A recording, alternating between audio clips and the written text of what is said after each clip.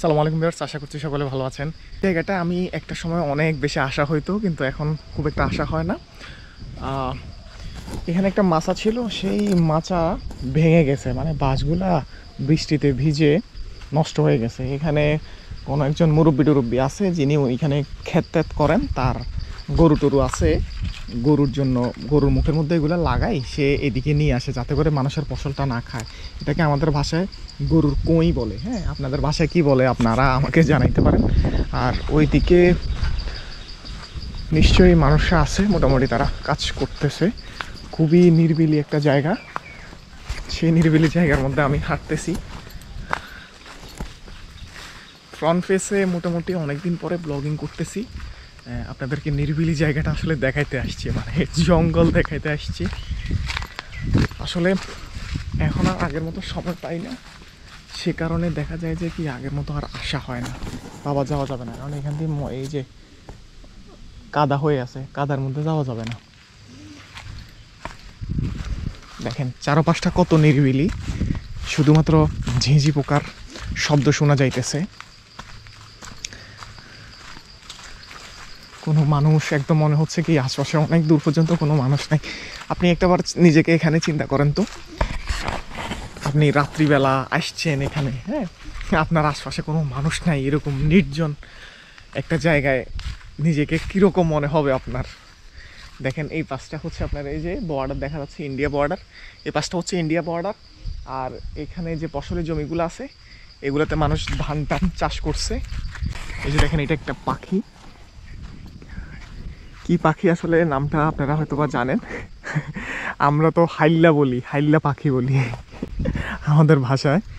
দেখেন কি অবস্থা, এই জমিটার মধ্যে পতিত পড়ে আছে আর কি। মানে কোনো কিছু ফল গাছ টল গাছ লাগানো যায়, কিন্তু কেন যে লাগায় নাই, কার জমি সেটা হয়তো বা কোনো একটা সমস্যার কারণে হয় না আর কি, নাইলে এভাবে খালি পড়ে থাকার কথা না।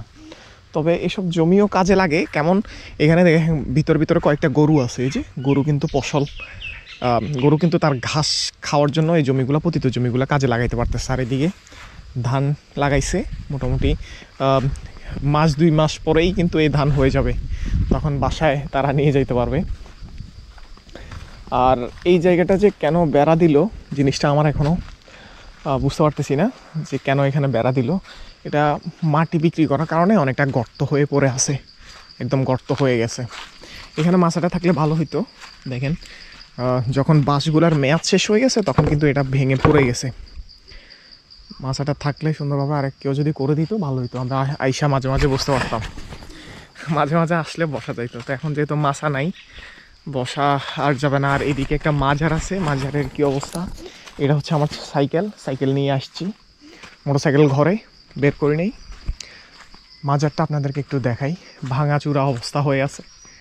হ্যাঁ, মাজারের ভিতর এখানে একটা টিউবওয়েল আছে, এখানে আমরা মনে করেন পানি খাওয়ার প্রয়োজন হইলে এখানে এভাবে কলটাকে চিপ দিয়ে পানি আমরা খাইতে পারবো। বিসমিল্লাহির রহমানির রহিম।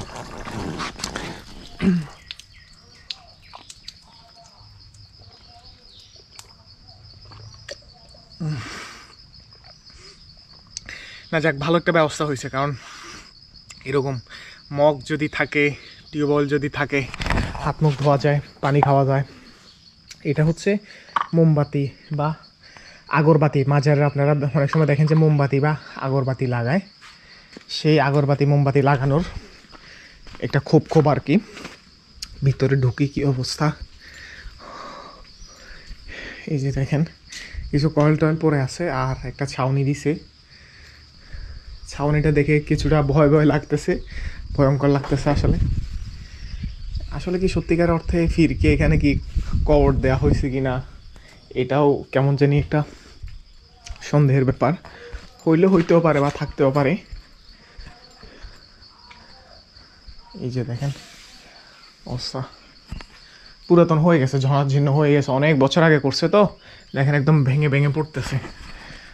যাই হোক, আমরা এখান থেকে বেরো, এখানে আর দেখার আসলে তেমন কিছু নেই।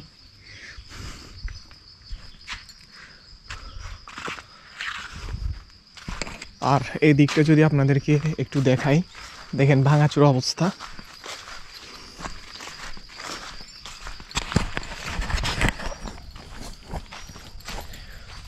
এই যে দেখেন, এটা হচ্ছে নতুন করে করা হয়েছে এই ঘরটা, কিন্তু কেন করা হয়েছে বা কী আসে বিষয় আমি আসলে জানি না। এখানে একটা বাথরুম, কিন্তু বাথরুমটা ইউজ করার মতো দিচ্ছে না আর কি, ছোট্ট একটা তালা লাগাই দিয়ে গেছে।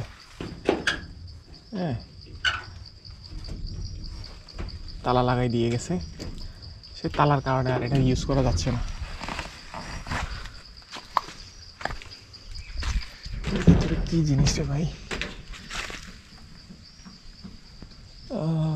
ভিতরে কি কি আছে একটু দেখার চেষ্টা করতেছি। ভিতরে এটা একটা ঘর আর কি, কিন্তু কেন করা হয়েছে এটা আমার আসলে জানা নাই।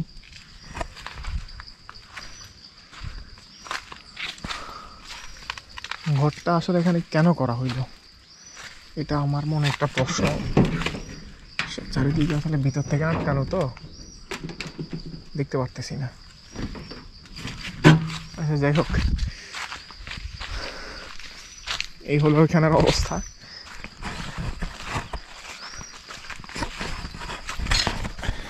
যাই হোক, এখানে তো মোটামুটি একটা ঘোরাফেরা হইলো। চলেন ওই দিকে যাই, ওই দিকে আপনাদেরকে কি কি দেখাইতে পারি। ওই পাশে একটা খাল আছে, এই যে দেখাই, এই পাশে একটা খাল আছে। এই খালে নামবো হয়তো, বা অনেকদিন এই খালে নামা হয় না। আর এই খালের মধ্যে একটু হাঁটলে কিন্তু ভালো লাগবে। পানিগুলো এই যে ইন্ডিয়া থেকে, যে এই যে ইন্ডিয়া থেকে পানিগুলো আসতেছে না, সে পানিগুলো এই খাল দিয়ে আমাদের বাংলাদেশ হয়ে, মানে কি বাংলাদেশের ভেতর দিয়ে যায় আর কি। যেহেতু ওরা হচ্ছে উঁচু জায়গা, মানে আমরা তো ভাটিতে, মানে নিচে, আর ইন্ডিয়াটা হচ্ছে উঁচু, তো সে কারণে তাদের পানিগুলো আমাদের বাংলাদেশ দিয়ে যায়। ওরা আমাদেরকে ডুবায় আর কি মাঝে মধ্যে, সেই সুযোগটা নিয়ে। ভৌগোলিক যে সুবিধা, তারা উপরে থাকার কারণে অনেকটা সুবিধা, আর মানে নিচে থাকার কারণে ওরা আমাদেরকে যেভাবে ইচ্ছে ওইভাবে করতে পারে।